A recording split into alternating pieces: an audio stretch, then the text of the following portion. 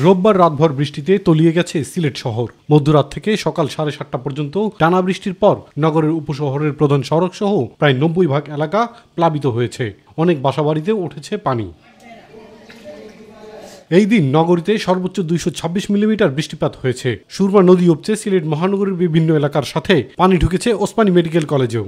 কালকে থেকে পানি রান্না করা খাওয়া নাই, খুবই একটা কষ্ট আছে।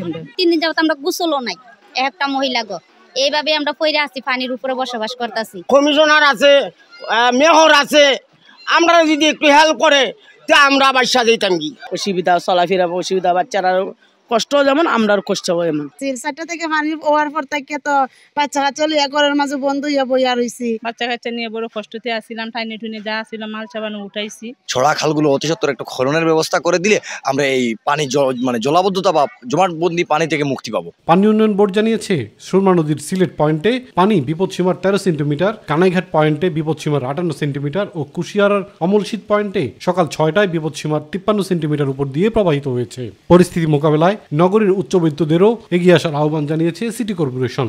এই সিলেটের নগরে অনেক নাগরিক আছেন বিত্তমান, অনেক সামাজিক সংগঠন আছে, অনেকেই করছে।